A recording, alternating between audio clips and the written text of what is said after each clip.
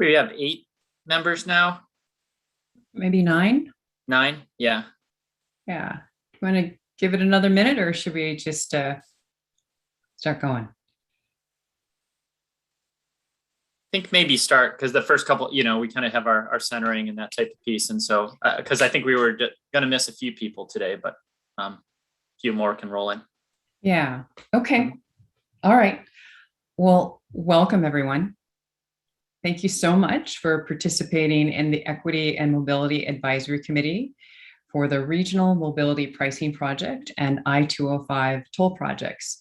For myself, Jessica Stanton, and on behalf of ODOT, we very much appreciate your time and commitment to this process.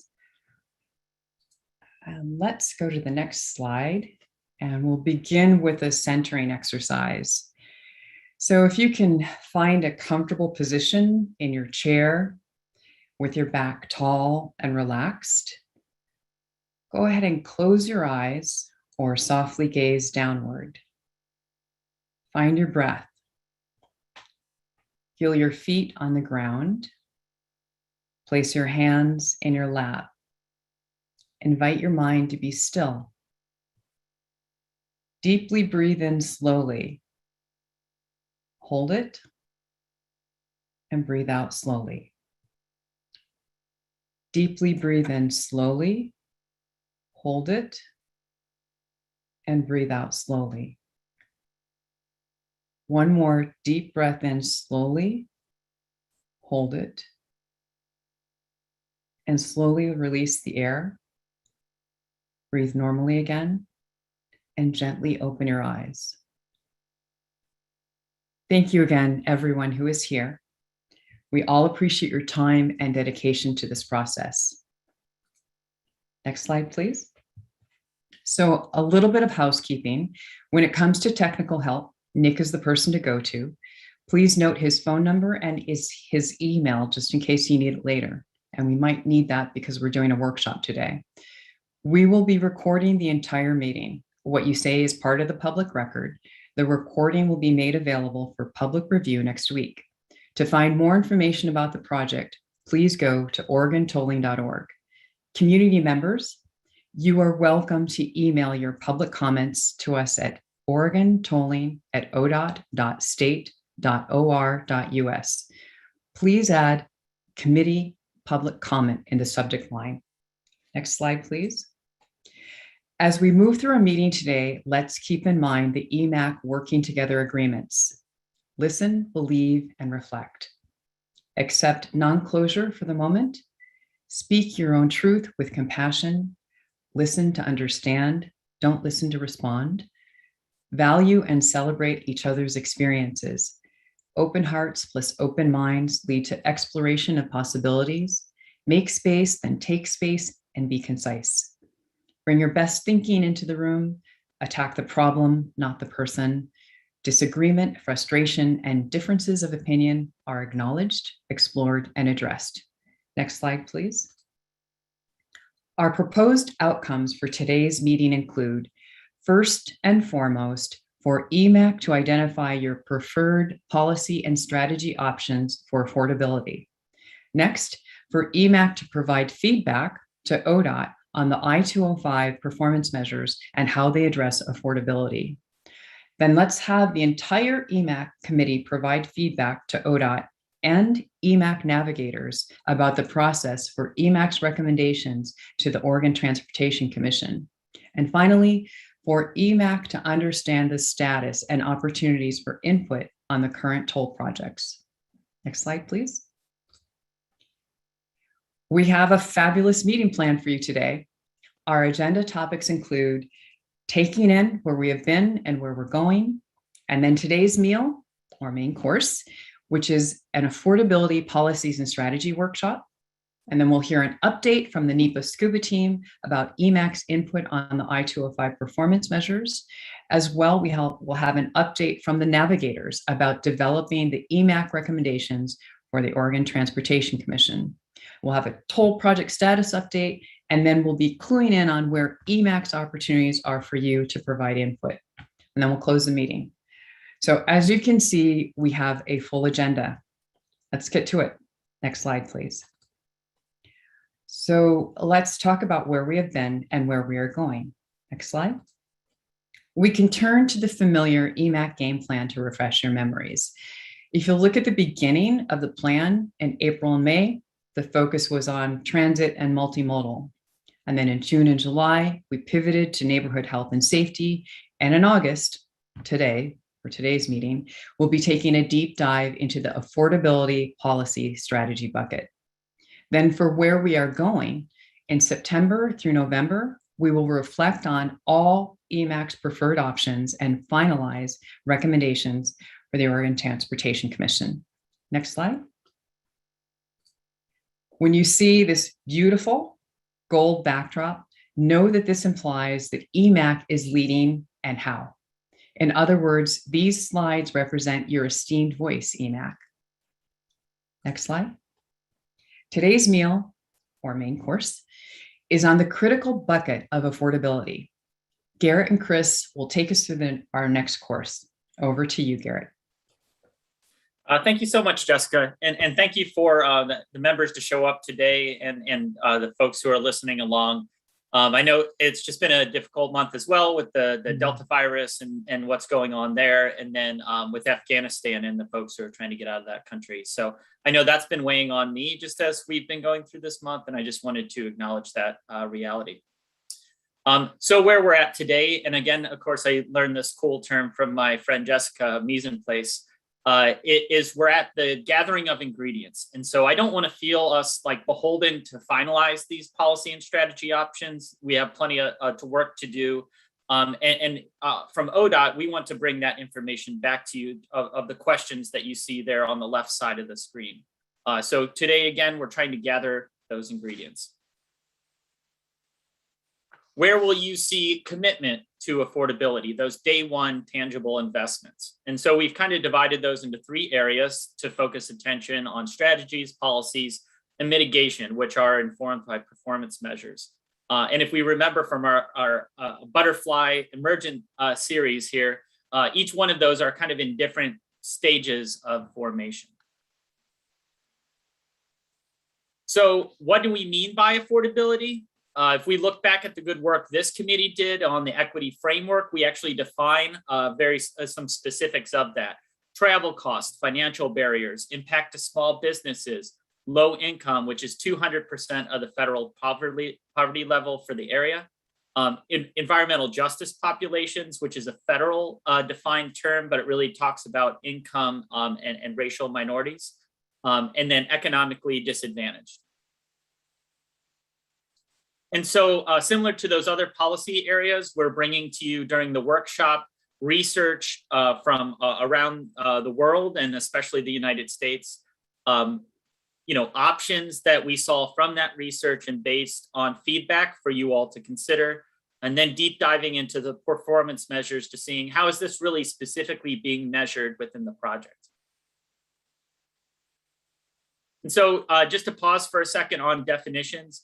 Strategies are investment, a process or a specific investment that is informed by the toll project, but you might not see it directly show up in those NEPA documents, in the environmental documents as mitigation. So it can go above and beyond that.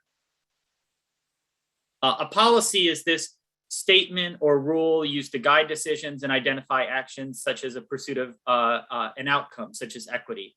So that's kind of, there's an interplay between those two, but that's kind of how they're set up to work. And so I'm going to more quickly run through the key takeaways from the research. The video that Jessica and I put together before the meeting, we kind of go into a little more deeper dive for this.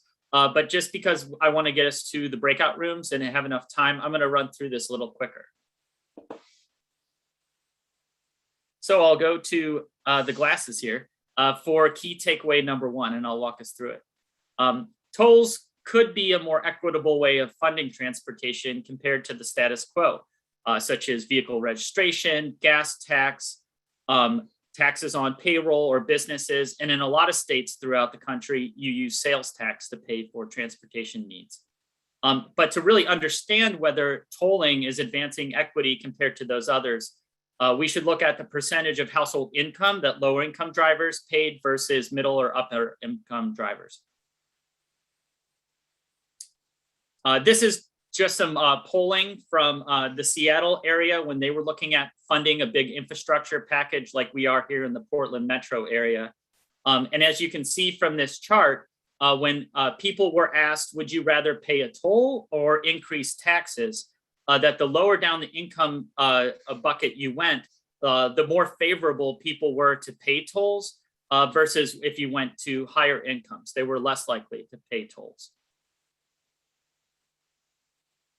The next takeaway is that people of all incomes travel at all times, but the research suggests, and our preliminary findings from the I-205 toll project areas say this as well, that middle or higher income people are more likely to travel at the peak congestion times when the prices would be highest.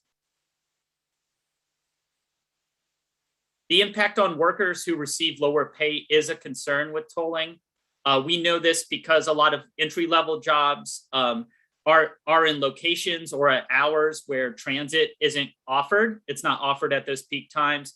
And specifically, if we look at the Portland metro area, we've seen how housing prices have really reshaped where people live and have pushed people out of the Portland metro. And so if you're a lower wage worker, you almost have to rely on your car to get to your job sustainably. Electronic payment can be a barrier. This is mainly tied to that people who are unbanked or unbanked households and setting up that account and maintaining it. The cost to access a transponder and maintain it can be a barrier. Currently, a lot of the tolling technology works where you have like a sticker or something physical in your car to pay for the toll. So you have to receive that. And so that can be a barrier, folks kind of just interacting. And then if there's very valid distrust of government and tracking, that can be a barrier for somebody wanting to sign up for a transponder. I think in another decade, technology will be to where we could have just like a smartphone app or something that would be available there. But that generally isn't kind of where the industry is at today. Tolling to support greater transit will help, but it won't solve it all. And so some of the research on this just talks about, well, what types of transit? Is it rail or buses? Buses actually serve more predominantly a lower income than rail does. But then also, we kind of back to that driving question, funneling revenue to transit might not address that fundamental concern that pricing can harm poor drivers, lower income drivers. So to address the financial impact on low-income drivers, toll programs commonly offer credits or rebates, such as like annual or monthly credits into transponder accounts, giving away free transponders, or doing some kind of rebate program. After so many trips, you get something back into your account. Just recently, in the last few months, the Oregon legislature directed ODOT to develop an equitable income-based toll, and ODOT will have to produce that report back to the legislature by September of next year on what that would look like. Now, an income-based toll is not really common. We haven't found many examples of where that exists. There are a few studies underway, but we also know that in a few examples, specifically internationally, where lower income drivers were exempted from tolls, that those now have actually been removed, and that the lower income drivers will pay the same or a discounted rate because they found it advanced equity more to collect the dollars and then invest it in supports for lower income drivers, such as transit or other kind of needs. Offering cash payments or setting policies for the toll rate structure or enforcement are additional ways that toll programs have addressed these impacts. That can look like offering additional time to pay a toll bill without fines, or establishing a price cap on that future toll rate setting process. So I'm going to run through two examples that are very similar to like a regional tolling project, and two examples that are similar to a smaller like I-205 area. The first here is Los Angeles. This is a mixture of highway section that is tolled, like high occupancy toll lanes, and untolled. And so Los Angeles is unique where the transit and tolling agency is the same. They offer a one-time $25 gift kind of account on your transponder when you open it. They waive the monthly transponder maintenance fees. And if you take so many transit trips, you can actually earn dollars that can be used for if you're in your car and driving through a toll. Miami, again, this is a mix of untolled and tolled lanes, kind of express lanes through their kind of major metropolitan area. They offer a $5 credit on the toll transponder when you purchase it, so it kind of covers the cost of that purchase. And they have a cash-based system, and you can see here 5,000 retail locations throughout the state where that can be selected. And just to say, if this was something that was in Oregon, we easily could offer this at Oregon or Washington at retail locations. That could work across state lines. For Hampton Roads, as you can see here, this is all lanes tolled. So it'd be similar to what we're doing over a couple of bridges and tunnels there in the Norfolk, in the Hampton Roads area of Virginia. They have a program where for local residents, so for geographic areas, if you take over 18 trips a month, you are given a 75% discount back onto your toll credit. So the toll, I think, is $1.50. So at the end of the month, you could get basically like a 50% rebate for all the trips that you took if you were over 18. And they have no easy pass minimum balance is required. And they do that, just real quickly, back one. So they do the local residents piece. That's because on the one side of the bridge, this city of Portsmouth is historically Black community and currently kind of more predominantly lower income. And so that was a way that they were able to address the needs of that community and now having to drive on kind of toll roads to get around. Sorry, I know that area because I used to work there. Let's go. So Louisville, they have 3 bridges that were needed replaced. And so those were done with tolls, as you can see here on the map. I wanted to highlight their example because they went through the NEPA process, and it said that these tolled bridges are going to disproportionately impact kind of lower income people and drivers. And so they then, after that NEPA study, commissioned this really in-depth kind of economic analysis on should you do exemptions, discounts, or collect the money and reinvest it in specifically here in transit. And their analysis found through that it was better to collect the tolls and then reinvest them into the transit service and supports in that area as far as to best advance equity. So I'll take off the glasses now and I'll transition it back to Chris and Jessica to take us through our second discussion question. Thank you. Thank you, Garrett, for that great summary, and the glasses look good. So let's consider discussion question number 2. Based on your knowledge of your community and the research that Garrett just walked us through, are these the policy or strategy options that should be advanced by Emac? How can they be strengthened? What's missing? So keep these questions in mind as Chris walks us through the affordability policy and strategy options. Over to you, Chris.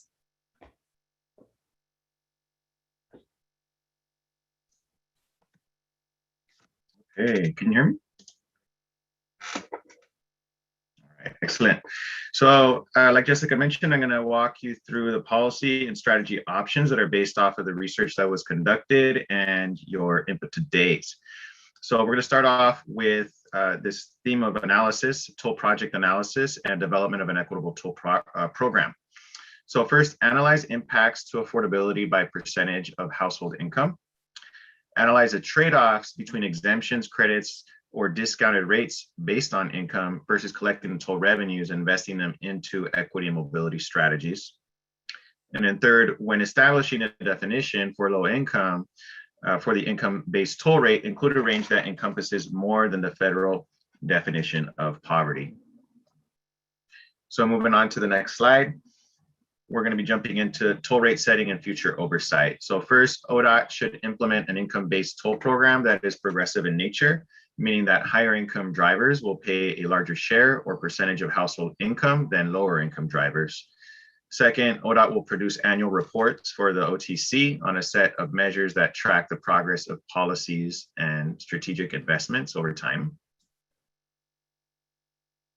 Third, when setting the toll rates, consider setting price caps on increases to lower income toll rate and/or build into the system where voices from equity framework identified communities are included in the decision-making process. Third, establish a monitoring and communication system to understand whether the actions taken to address affordability in the planning stages are actually reaching the needs of low-income drivers. And finally, ensure that people experiencing low income who struggle to meet basic needs will have a path forward to travel toll-free. Moving on to the question of geography-based toll rates. Provide a credit system or discounted rate to lower income drivers who are local residents of the I-205 area in the time between when the I-205 tolling starts and the regional I-5 and I-205 toll system comes online. Now we're going to jump into the strategy options with the first set really about barriers and how to address those barriers. Design a toll system that recognizes historic and current barriers and plans to address them. So first, provide a cash-based option for paying tolls. Second, offer additional time to pay a toll bill without incurring fines. Third, design the system to be clear and easy to use for everyone, including non-English language speakers. Fourth, transponders should be free or should come preloaded with credits to cover the cost of the purchase. Fifth, set a no or low minimum balance required for loading or maintaining transponders. And then finally, design and implement an interoperable system to accept transactions from transit, parking, and other modes of travel. The last set of strategy options are about being specific about transit investment with toll revenue. So making sure that we're funneling revenue to transit, but that it does essentially, that this does not address the fundamental concern that pricing harms poor drivers. So just because we're putting money towards transit doesn't address the needs of some of the drivers out there that still need to get around. And then finally, transit investment should be informed by identified needs and strengths of equity framework identified communities, making sure that those investments are grounded upon those needs. So with that, if there's any clarifying questions, we can take those now, but I'll kick this over to Jessica for the rest of the discussion. Thank you, Chris. That was great. Actually, we do have a question. John, did you want to let us know what your question was? Yeah, and can you hear me? We can, yes. And I don't. Maybe it's not a question. I guess I was looking through the policy paper, and Chris might have said this, but there's the last thing on one of the handouts of page 4. It says be specific about transit investments with toll revenues, which of course I agree with. But this statement here that bus riders may be disproportionately low income, but they suffer no direct harm from pricing. I don't know if I would agree with that. I mean, if one of the goals is to get more riders on the system, there is that critical mass issue that if buses are full, the pass-ups could occur until such time as revenues increase enough to increase frequency. So to me, it's like, I don't know. I feel like that's a pretty specific statement, and I'd love to know more about the research that allowed that to be said or written. So. Chris? Sorry. The other thing I'd say is, we've also talked about cars being pushed into the sort of those main streets. With more cars in those main streets would slow buses. So again, that seemed a little bit at odds with what I thought I've heard over the course of some of these meetings. So thank you. And I'll say, I think that's in the research document, I believe. Yeah, it's Emac policy and strategy options, and I think it's like the last section, which you guys don't go into that detail here in the slideshow, but it's in the language, and I would kind of push back on that if this is a formal document. Yeah, no, excellent to push back on that. I would say for the research document, we can go. I guess it serves its role to get you to the place where you're at with your policy and strategy options. So I would say to make sure and you see in the policy and strategy options, John, make sure that language best reflects your intention and where you want to go with it. I think you and I can kind of work offline, or there can definitely be edits made to that research document. That's not kind of, but to where it lives now and moving forward is really the gold screen, what you see here on the screen there. So yeah, certainly. I think it's a turn of phrase, like in order to avoid direct impact, something like that, as opposed to saying, thank you. Okay. Yep, I can work on that with you. Yep. And if you can make that change during your breakout group, that'd be awesome. Okay. Wonderful. Thanks, John. Does that answer all your questions? It does. Okay. Does anyone else? It looks like we have a question from Amanda. Hi. Yeah. So if I understood correctly, because I also had some questions about the research paper, there were things in there that didn't seem to, they didn't totally make sense to me in the context of this conversation, and some around the timing, congestion pricing timing, and in a couple of the different points. So if I heard correctly what you were just saying to John, that's a conversation we should take to the breakout group, or we should really just be focusing on the policy question paper and not the research. That I'm just trying to understand. Yeah. Oh, do you want to go ahead, Garrett? Yeah, if I might, Sure. just a friendly amendment to maybe what Jessica said. I think the research document, your edits for that, let's hold that or send that in an email after the meeting. I think the breakout rooms, one, are just kind of what are your key takeaways from the research, what resonated with you, and then more so your edits or additions to the policy and strategy options. That's a great clarification. Thank you, Garrett. So does that make sense, Amanda? Okay, cool. Any more clarification questions?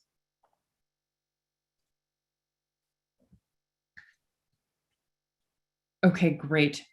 Then hearing none, I'm going to go ahead and move on.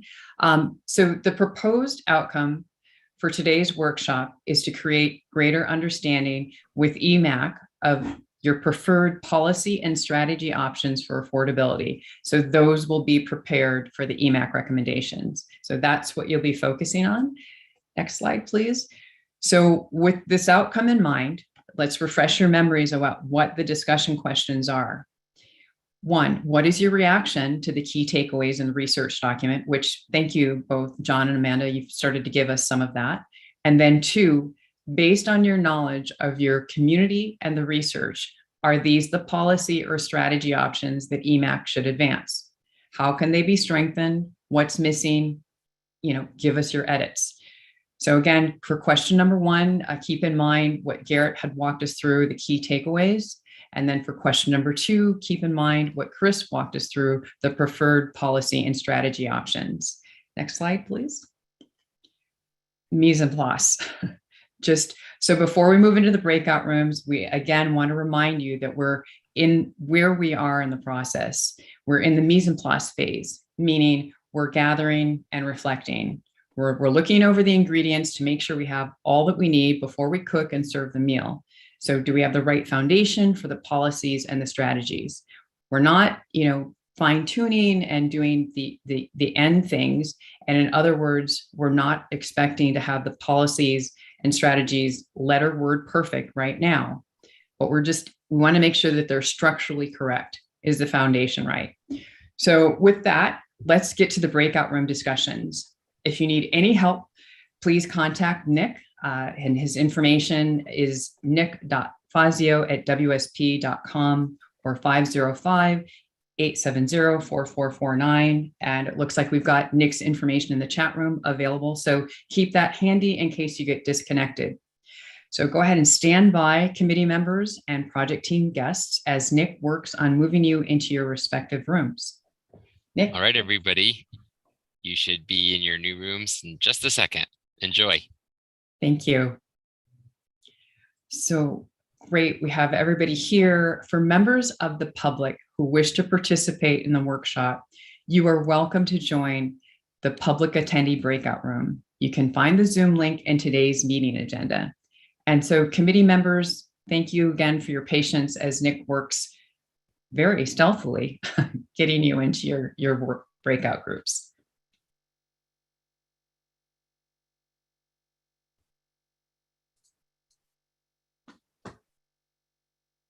I assigned you, James. Just give it a second. It should pop through, okay? There we go. And Jessica, Awesome. you've been made a Yes. co-host, so you're able to jump between rooms, okay? Perfect. So can I go to, do you put me in the first room or can I go there? I think you can go there yourself. You can just select whichever one you like. Perfect. Thank you, Nick.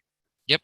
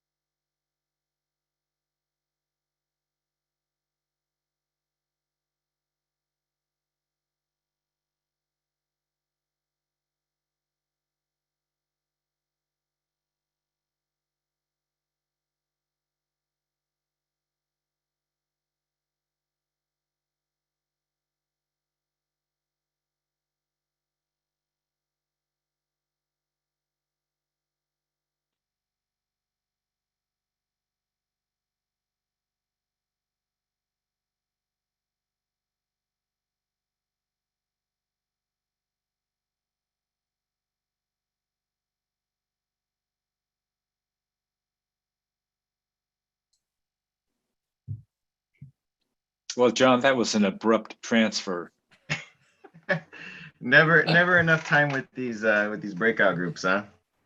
Right. Caught Do we have 5 midstream. more minutes? Put us back. 5 more minutes. Actually, I think there was another minute left, but good to see you all back. Let's keep the conversation going. I think, you know, we've got another 15 minutes for the recap conversation. So looks like we have everybody here. Let's go ahead. So why don't let's pull up the Jamboard, if that will be helpful. And let's hear from group 1, which I believe would be John, right? Okay, yeah, and I'll probably need these notes because we were just getting into the thick of it. Right. I will say that one of the members was, and I agree with her, pointed out some of the data itself, some of the data in the research seemed to be fairly dated and maybe not as relevant as we could have benefited from in terms of the 2008 sighting. And then I had the question just about how many people we were talking about when we were looking at those charts of the demographics. Another idea that came up from Kari about some of the questions related to how you could use these funds to invest in transit was that's such a big topic, especially with the concerns that who actually is riding transit and is that actually a benefit to the low-income riders, that we should think about workshopping those ideas to the point so they're more effective and transparent, and we get clarity on the volume of resource and all that. So we were just starting to get into that. Let's see what these things are saying here. Oh, right. Are we the blue? Is that what we were? No, that wasn't us. Or the green. Okay. Yeah, there was a conversation about giving folks credits for achieving a certain level of usage of the toll system would actually maybe be counterproductive and could lead to people driving more to achieve that discount. I think that made people worried. We did talk about how TriMet does have a fare capping system, but I think most people would agree that encouraging people to use more public transit and then not charging them after they receive a certain amount is a great idea and maybe not as applicable to this process, but I don't want to. I think I mentioned the idea for supporting incentives for car share or ride share or carpooling. Like, how do we help people get where they need to go, but reduce the cost of tolling by driving together or riding together? Right. So, I mean, and of course, I said before we went to break, just the challenge of, you know, we are trying to increase our mode share as a public transit agency. So no matter, tolling's not going to, if you're not interested in riding transit, tolling might not necessarily push you onto the transit system. So we have a lot of work to do to make ourselves more reliable, fast, efficient, to make sure that if there are folks who want to take a chance or try transit, if this process happens, they get a great experience. And so I think that gets back to Kari's idea about how do we set that up at the beginning to make sure transit's ready to take potential riders to help achieve some of the goals of this. So, and then I'll stop and make sure if any of my committee members wanted to go beyond or share things I forgot. Well, and I think there was only one thing that we mentioned, which was about the research itself, which was that some of it is dated, and therefore, you know, if 10 or 12 years have passed since some of this was published, you know, how reflective is that data to current times? And then I think there was Amanda wanted to chime in towards the end. She didn't have a chance to jump in, so not to put you on the spot, Amanda. But if you wanted to state what you had in mind, now would be the time. Sure, I just popped that into the chat, but one additional concern I had, and this was related to number 4 in the policy document, in the research document, but I saw it in the policy document too, is around reliable internet. And I know early before we went into the breakout, I think Stephanie Sprague had put something in the chat, and my comment just tacks on to that, essentially that a lot of people in Western Washington County don't have internet, like it's not an option. Or what they have isn't reliable. And so how might that impact somebody's ability to reload a transponder or access, you know, something that's through a completely digital or online system to pay in advance for their toll trips if we're not accepting cash? Great comments. And it looks like, Kari, did you want to add to that? Just what I wrote. I don't want to take up too much time, but we didn't really Okay. get to the policy document. So Yeah. just wanted to add that comment, which had come up for me. Got it. Okay.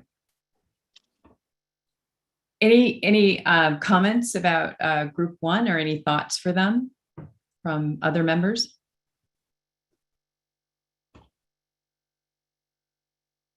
Okay, well, why don't we roll to group two? And I believe that's Michael. What are you doing? I'm going to do my best to summarize. Really good conversation we had. I think just right off the bat, one thing was like, we wanted to like highlight sort of wanting to see more like rideshare or online services for van pools and carpooling as something that we felt like was missing. But in regards to transit, thank you for all of that research. Trying to pull out some interesting bits of our conversation. There was folks liked the Los Angeles example, providing low income assistance plan, and there's elements in there about the fees, maintenance fees were waived, or credit was returned after a number of trips and things like that. And then, something that I brought up to the group was, still that transit investment, is important. And in the research document, there was a piece about, rail versus bus. And so I think those conversations are important. But I am also, recognizing that, transit agencies often have like a process where they think through where our investments most needed and how can they do that equitably. So I think supporting the local agencies to do that work and do it thoughtfully will then, help inform where they would, put investments into. And so I just read that part about a lot of it goes to rail. So therefore we should not, support transit, but I think that we should be supporting, transit. And I think there's a process that helps determine how can we, best use those funds. And so I think supporting that will help get us to outcomes. Is there anything else from my group that they want to add?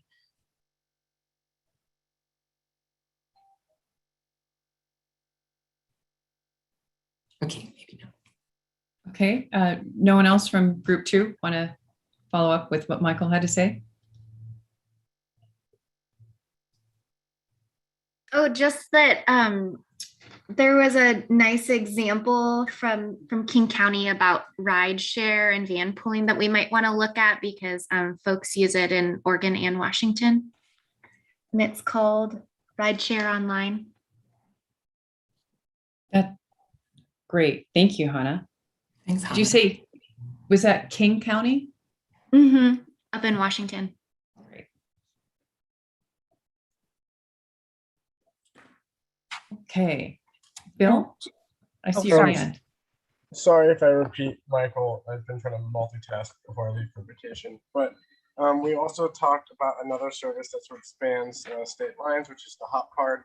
And so tying the tolling system in with the hop card could be a good way to provide services to both Washington and Oregon residents that might not run afoul of Oregon's constitution. So that's something we briefly discussed, and it would need more research. Thank you. Cool. Nicole, did you want to add to that? No, I didn't necessarily want to add to that, but I think Bill just touched on some of the policy strategies, but I didn't know most of what Michael was talking about, I think was primarily related to the research document there. So Jessica, I wasn't sure if you were moving on to the next group or if Michael wanted to go through some of our points on the policy and strategies options document as well. Michael, would you like to do that? Yeah, I'd like to continue on. I guess, so is it that the first group didn't get to the, I don't see their sticky notes there. Happy to share from our group. So to the second question here. Okay, we had some good discussion around how did the 200% measure that's used in the poverty level, come to be. And so we had some questions around like, is that the right amount? But like Bill was saying, we really see the opportunity to align with existing programs in the region. And I believe that the low income TriMet Hop Card program uses that metric as well. And so we talked about like the sort of, interoperability of like, if you have that, low income Hop Card, does that then, can we make it easy for people so that they can use that as a qualifier to gain access to, discounts and exemptions? One thing that I brought to the group was, from what I've been hearing, is that really diving in on exemptions is where I see a lot of opportunity to address equity. When we think about, putting together a complicated system where folks have to pay in and then do something else so that they get some rebate or, sign up to get like monthly credits and then have to figure out some sort of like technology or track, like, do I have credits or not? And like all of that, like it just creates a lot of steps for people and you lose people along the way. And so one way I think we can really, serve our community is by, exempting low-income folks. We also talked about in one of the sections, there was a comment around, is it like in investments in transit and investments that advance mobility and equity versus discounts and exemptions. And rather than an either or, it really seems like it's an and finding the balance between those two different things, but having them both move forward. We also, talked about, there's a section where it talks about like, and says, pricing harms poor drivers. And what I was suggesting is, we could update that to, pricing without low income exemptions could increase costs for poor drivers. But I think the work that we're doing here is really trying to, address that so that the pricing system, can be as equitable as possible. And additionally, to that point, under the be specific about transit investments with toll revenues, there's an element that that felt like it was missing an acknowledgement that transit investments also help enhance the alternatives to driving and giving folks better choices and a more whole, like well-rounded transportation system. Those are a lot of the things that we covered, and I feel like I may have summarized some of my points a little bit more heavily than others. So if other people want to chime in, I welcome that. One other thing is, in the enforcement and fines piece, I think some language around managing for inequitable enforcement or burdens on our BIPOC communities with enforcement and results that may come from those interactions. And so thinking through, knock-on effects from, something that starts with the tolling. So yes, I will stop myself from talking and invite others to add. That was awesome. Thank you, Michael. Any more follow-up from group 2?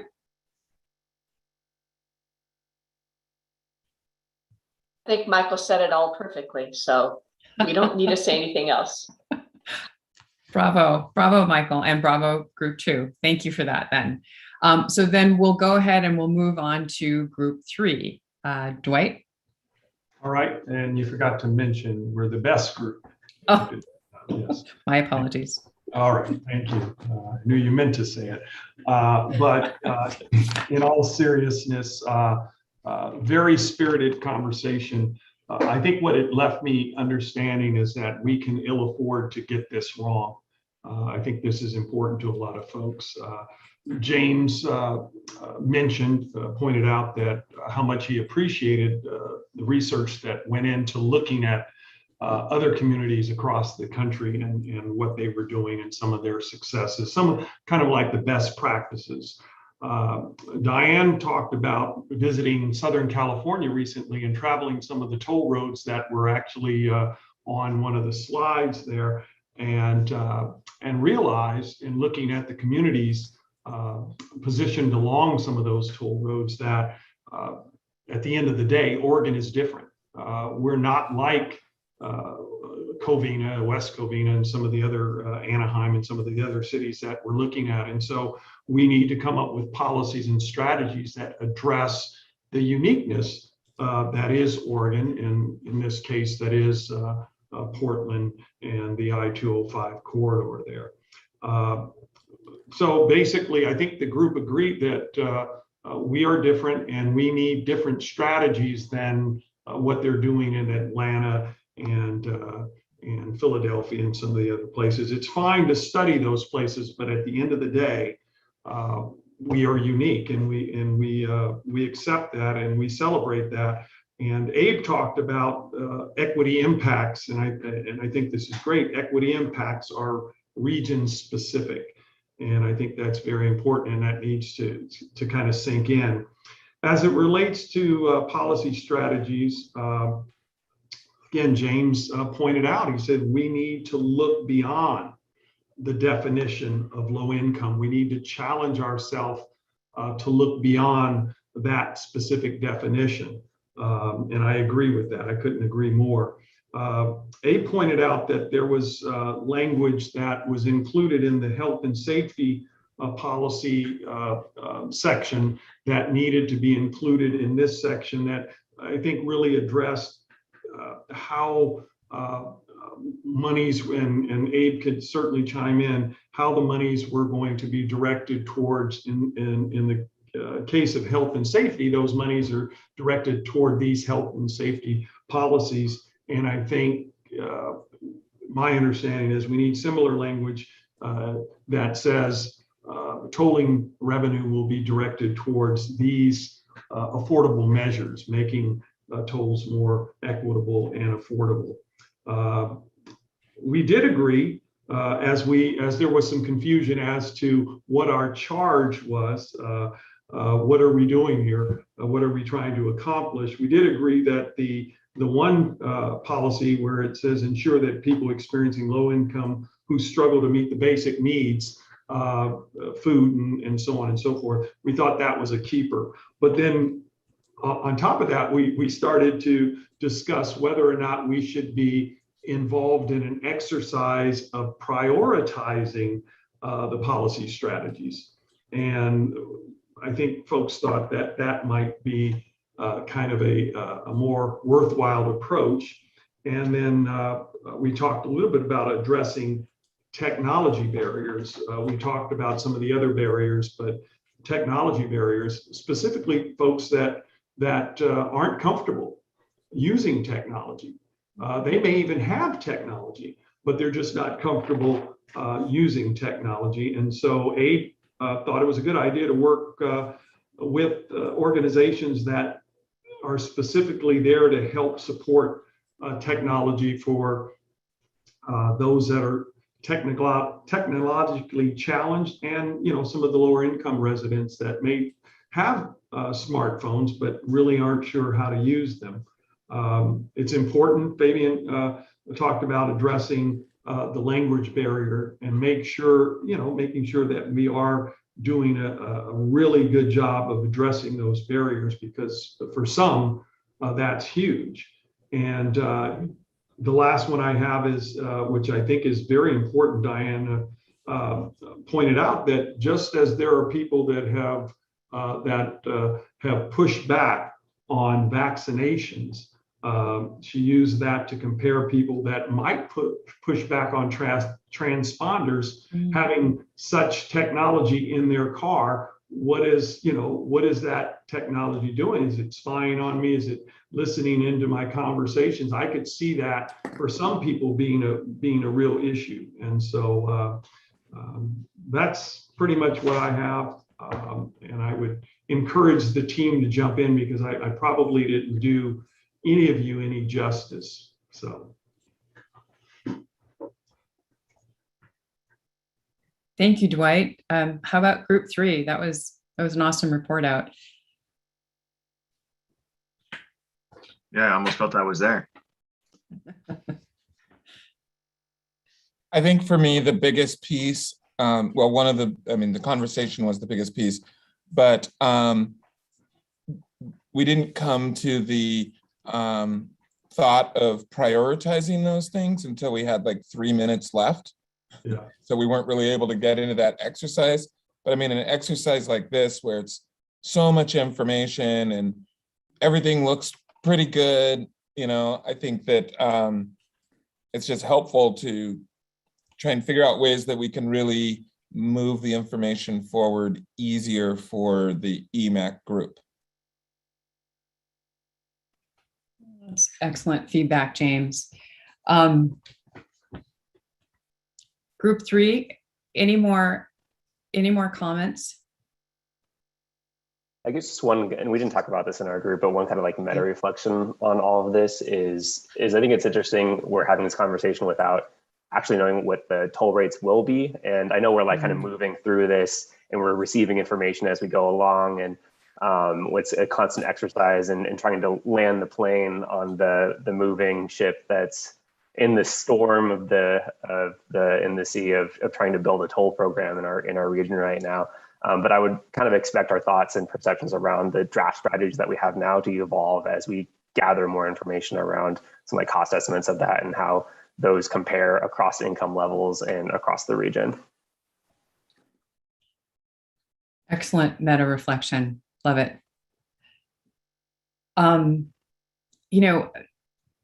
Unless there are any more comments for group 3, I would love to just hear from Garrett. Yeah, so I was in the public breakout. We had the most people ever attend, 18 folks. And so a couple of comments just to build on. I think what folks mentioned about, and I think it might have been Abe or that group, around just the intersection between this and climate and health, this topic and car and van pool. And so I think that's where, now that we've looked at each one of these policy buckets separately, it'll be really good to look at this all together to see how it fits. And so that was encouraging. And then really we spent the rest of the time just walking through people who came here. This is the first time they're hearing about tolling, so there's a lot of concern about how it's going to impact them or their community. So we just kind of walked through some of those questions about how we got here today, where we're going. There still remains a lot of concern of the folks who did attend there. But at minimum, I was able to answer a few questions today, and how this has worked at the past few Emac workshops is that we're able to then get information, my information or Hannah's or whoever's, directly to them, so we can have follow-up conversations to walk through that some more. So I'm always looking forward to meeting new people, getting the message out further, deepening our information in communities. So thank you, Garrett. That sounds like an amazing, robust group. 18 people, that's huge. So we're kind of running out of time, but we'd love to just take a very quick pulse poll. Having had this robust conversation, those were excellent thoughts and ideas, just kind of figuring out, do we have, with some of the changes that you've talked about with the policies and strategies on affordability, if once those things are changed, do we think that we have, how close are we to a recommendation? I'm not even going to ask to read back what the changes might be, Nicole, right? Because I think there were so many. We'll have a lot of work to do after this meeting. We'll get back to you guys with what, the amendments that we'll make to the draft policies and strategies on affordability. But let's just take a quick pulse poll to see how close we are on the recommendation. Nick, do you want to pull that up for us? So I think we've taken this poll before. And this is, again, please, this is only for Emac members to let us know how close we are to transforming the options into a recommendation. And any members of the public who would like to weigh in on their thoughts, please visit OregonTolling.org for more information. All right, I think, are we almost there? All right. let's go ahead and we're polling. Yes, was it clear what the poll was about? We got a lot of responses, so let's go ahead and close that poll. Okay, great. So it looks like most of the members think we're about halfway there. That's good. We're going to leave it at that, and we're going to move through the rest of the agenda to get through our meeting. Thank you so much for those conversations and all of your thoughts.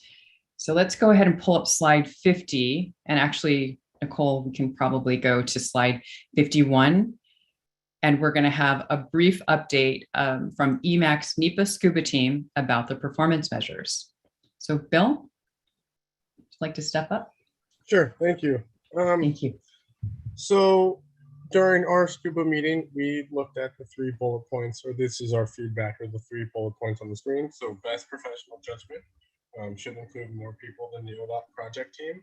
So for us, this meant members of equity committees or community groups, such as people of color, people with low income, people with limited English proficiency, older adults, youth, anyone who could be potentially impacted by the toll program. The next one was define terms, so travel costs, and provide example of what this data will look like. So some of the examples were defining equity communities and groups, defining travel costs as a percentage of household income, defining vehicle operating costs, breaking these out so we had a little bit more knowledge of what those entail. And we also wanted to know more about specific data examples. So examples of these are transportation analysis zones, regional travel demand models, dynamic traffic assignment models, census data maps, social resource maps, data mapping of heat islands, MOVES model, so motor vehicle emissions simulator, mobile source air toxic emissions models. And then the last one was make sure elements listed in the equity framework, which is step 3, are used in the analysis.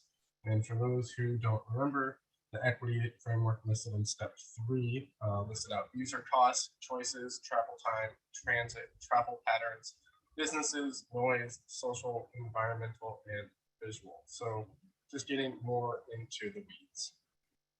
Thank you. Thank you, Bill, for that update. That was a lot of information, members. So if, as a next step, if the committee members want to review the comments and have any questions for the scuba team, please contact Garrett with any of your additional feedback by September 1st. Feel free to email him. I think you all have his email, but there it is on the screen.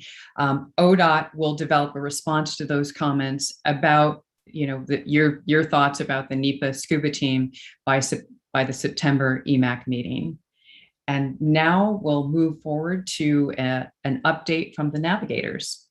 So let's go ahead and move to the next slide, please. And I'll pass it over to Abe.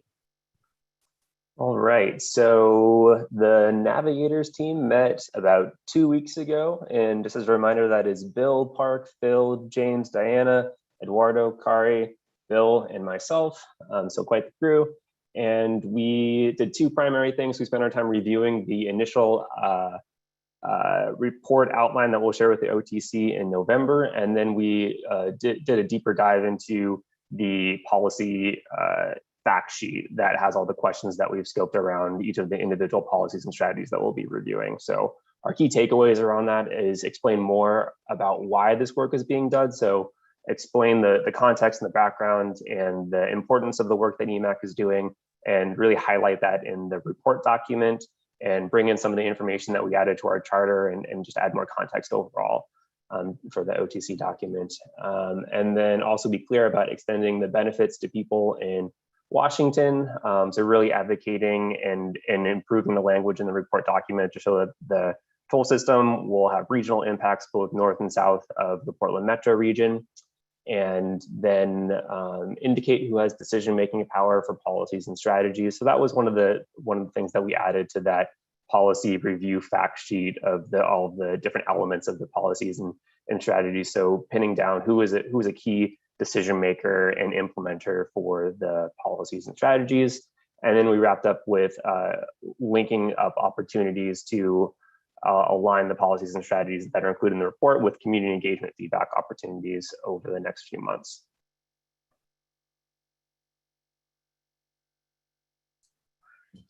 Thank you, Abe. Really appreciate that update. So a follow-on to Abe's comments about community engagement, we are calling for Emac volunteers. So ODOT is in the midst of doing a ton of amazing community engagement with communities you are interested in being connected to right now. So the purpose of our call is because ODOT wants to support Emac in developing recommendations with community engagement. Your help is needed specifically in crafting Emac materials.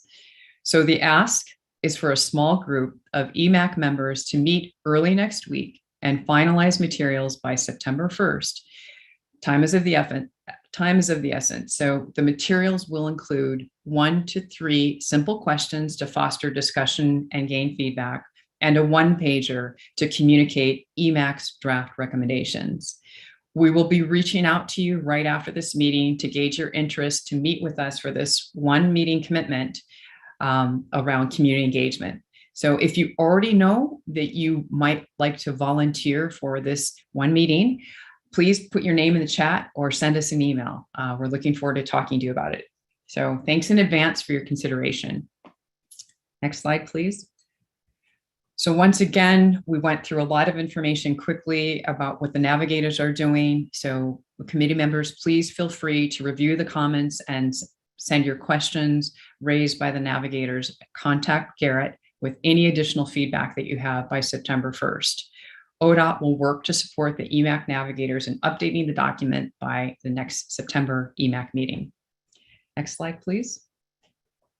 So now I'm going to pass it over to Garrett, and he's going to walk us through a toll project status update. Garrett? Yeah, and I'll just say this is going to be way too abbreviated, and we're continuing to figure out how to better bring this information and receive feedback from you and really have a dialogue with this committee. So just know that's a work in progress, and we might do something similar to kind of how we did the legislative updates, where it's like a single email that's sent out in addition. But the main thing I wanted to highlight today here is on the Regional Mobility Pricing Project, which is the footprint of the teal that you see there on the screen. So that's on I-5 and I-205, all those areas outside of that 7-mile segment on I-205, which is the separate I-205 toll project. Next slide. So there's a really key document called the Purpose and Need Statement that is just hitting, you're the first group to see it now. And it's going to make its way through really through the next 4 to 6 months to get feedback and get finalized for the start then of the NEPA analysis of that federal environmental review. So there's ways like we're going through here. This is really the start of that discussion. And so we would love your feedback on that, on kind of the goals, objectives, the purpose and need, kind of what is the project going to try to accomplish. And then in the next few months, you'll see alternatives that would be studied and working down to a one or a limited set that would then be studied in NEPA. And the same thing with performance measures. Those will be worked on then within the next 4 to 6 months. For the I-205 toll project, let's go next slide. That is now in this phase of where the performance measures that we're looking at, we're actually going to start to see data now from those performance measures here within the next month or two. And so as that data is coming forward, we're really going to use the NEPA Scuba team to kind of go and kind of deeper dive into that. But that's what you should be expecting kind of coming up and where we're at now. And then we'll use the engagement, that little call for action that Jessica just said. We'll use some of our outreach we're doing through that process to inform not only this policy and strategy recommendation, but the actual kind of like mitigation and the impacts that are on the ground. And so with just kind of a minute to go, maybe if we could just have any like questions or clarifying questions, and if there's more specific feedback, call or email myself and I can help walk through with that. Does that sound good, Jessica, or do you think we should just wrap up? Any clarifying questions?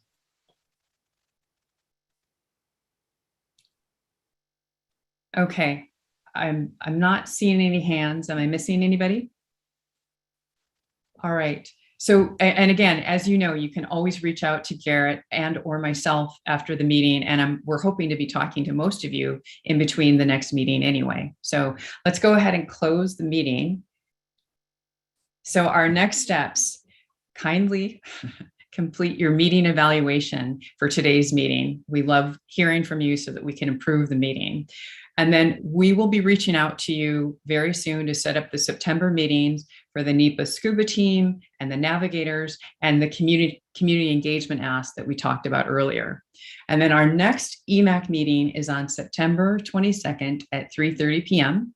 During this meeting, we will be developing the Emac recommendations for the Oregon Transportation Commission. So we've covered a lot of material today. You guys those were excellent conversations. We all love hearing from you, and I'm sure we could have spent another hour talking about all the things that were raised in your workshop today. So somehow we will continue those conversations in between now and the next meeting. So let's go to the closing slide. Well, never mind. Closing thought. Caterpillars cannot fly. This means in order to have a beautiful transformation, our butterfly, if you will, we have a lot of work to do, and we're doing it, and we'll get there, and we shall fly together. So thank you everyone for a marvelous meeting. We'll be in touch, and thank you for those of you who've signed up or put your name in the chat to volunteer for the community engagement meeting. Thank you. And we look forward to seeing you during September and for the next Emac meeting. Have an awesome evening. Thanks all.